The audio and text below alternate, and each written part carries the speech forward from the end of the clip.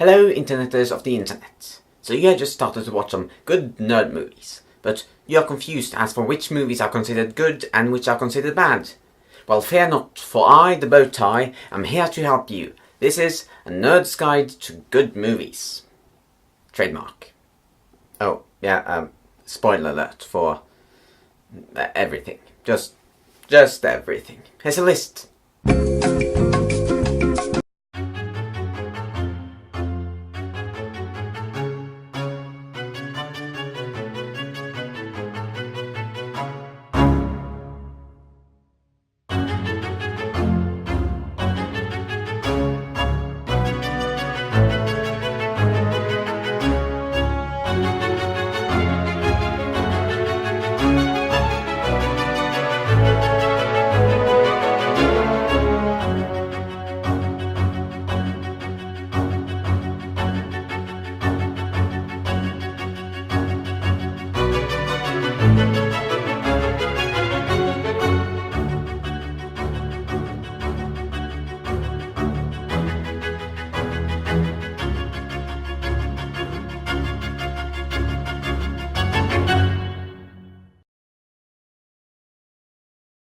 This is not my personal opinion. This is a list consisting of reviews from professional reviewers and the fan base of the genre I talk about, just so you know what you might expect if you enter a conversation with a fan or a reviewer about a specific movie.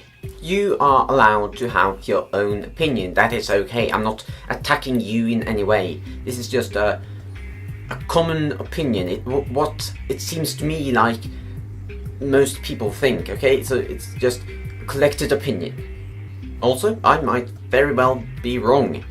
This is only what I have come to understand based on the reviews on Rotten Tomatoes, real life people, yeah, I know, and Jeremy Jahns. So, I've been talking for way too long now, let's just get started. Star Wars, the original trilogy. By most people, considered the best Star Wars there is. The only thing that pulls it down is the fact that Boba Fett died a stupid death, and Ewoks were only made for advertisement.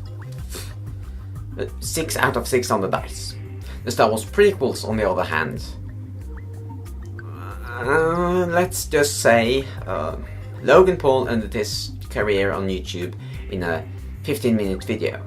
It took George Lucas 3 Star Wars prequels to end his within directing. And the 4th Indiana Jones movie. The first one was absolutely terrible. The next one was slightly better, but not really noticeable, and the third one was okay. It was okay. The majority of the complaints people seem to have about these movies is the fact that it has too much green screen, it has terrible dialogue, it creates a lot of plot holes for the original trilogy, and I do not need a script for this. Jar Jar Binks is a lousy piece of shit. Sorry. He is a cheesy comic relief, only made for entertaining small children. Roll the cheesiness. Get away! Get out of here! Oh, muy, I love you! 'Tis demanded by the gods, it is! More?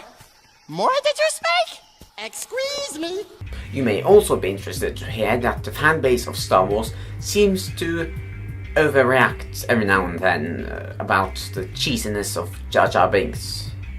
The newest Star Wars movies, Star Wars The Last Jedi and Star Wars The Force Awakens, are very different from each other. The Force Awakens was good, but fans complained it was too similar to A New Hope, while The Last Jedi, the fanbase is really split. The majority says that it was a good movie but not a good Star Wars movie.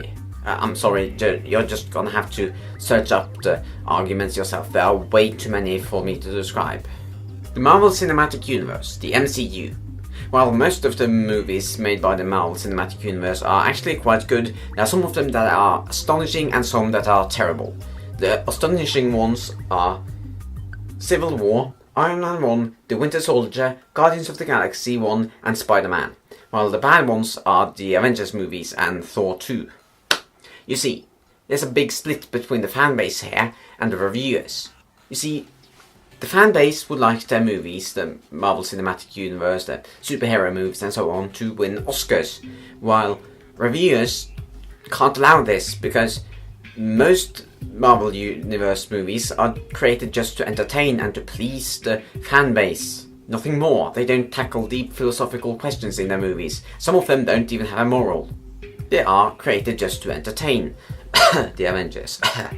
The MCU gets a 5 out of 6 on the dice. Then there's the DCEU, the DC Extended Universe. DC don't have as many movies in their cinematic universe as Marvel do. So hopefully by the time you watch this, their movie quality has increased a lot.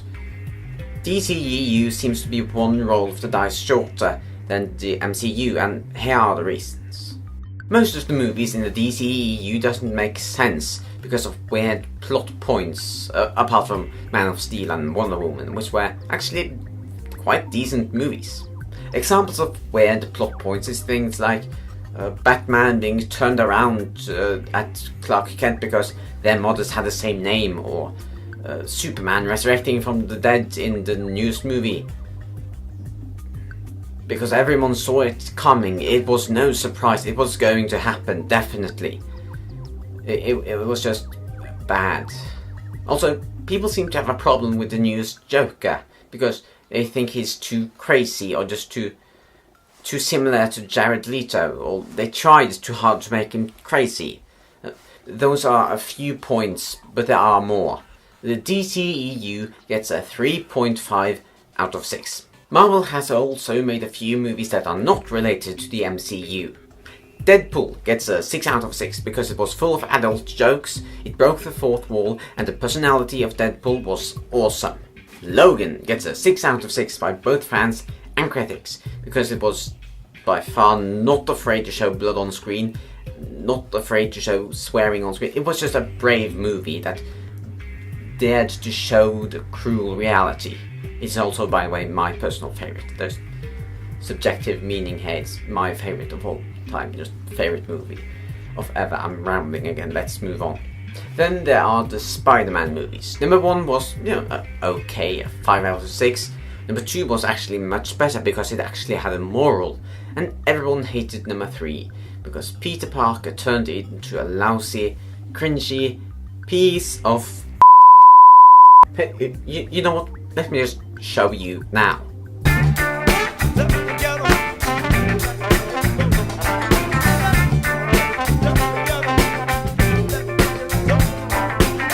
X-Men. The X-Men movies were actually quite good, about the same level as Marvel. The movies you should be aware of are, let's see here, X-Men Origins Wolverine, X-Men The Last Stand, and X-Men Apocalypse. I've heard they were full of cliches and just boring to watch. DC also made a few movies outside of their cinematic universe. The Dark Knight trilogy was awesome, just friggin'... yeah, it gets a 6 out of 6 because of good story writing, and Jared Leto's Joker was just awesome. The only complaints I've heard about it is the fact that Batman seems to speak so unclear that it's difficult to hear what he's saying. Green Lantern from 2011 and Daredevil from 2003 both were bad for the same reasons. Too much cliches and too much CGI. And apparently Daredevil can super jump when he is blind, because obviously that's a superpower you get when you're blind. There were some problems with the story as well, but those are the major complaints. Both get a 3 out of 6.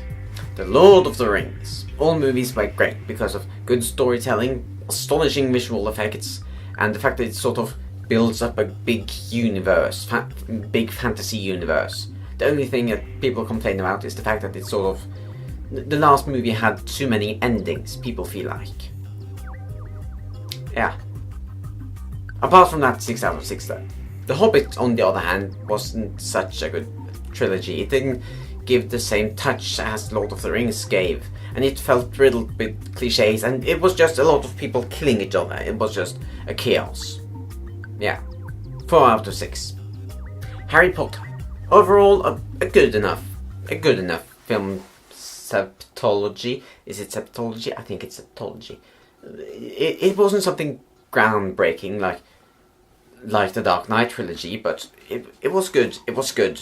Most fans hated Dolores Umbridge and the Time Turners, but everyone loved the Dementors and Dobby. Harry Potter gets a 5 out of 6. Indiana Jones. Indiana Jones is a legend, and everyone loves the 3 first movies because of general awesomeness and childhood memories. But everyone hated the 4th movie because of aliens for some reason. Just freaking aliens.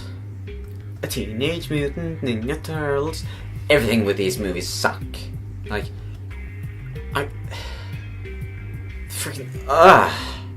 they have no character arcs, like empty characters just all over the place, no dialogue whatsoever, and the cliches, yeah, they are just terrible. 2.5 out of 5, maybe just 2 out of 5, no, hang on, out of 5, out of 6, 2.5 out of 6, or 2, maybe 3. I actually remember the first time I saw the second movie, and when I came out of the cinema, I looked at my friend and we were like, that was horrible. So many cliches. I lack the cliches and the character arcs. What character arcs? Okay, I think that was all the movies. We're all done now. If you have any corrections, let me know in the comment section below. I will make a part 2 of this. Probably sometime soon, I don't know. Maybe, maybe not. You never know. If there are any movies I missed, let me know in the comment section as well, so I can include that in the part 2. And subscribe if you haven't subscribed yet, so you can catch the part 2. Yeah, do that. Goodbye. And the element of the month is Mercury. Mercury, also known as Quicksilver, is the only metal that is liquid in room temperature and ordinary conditions. Don't forget to vote for your favourite element in the monthly element contest down in the comment section. Who knows, maybe your favourite element will be the next element of the month.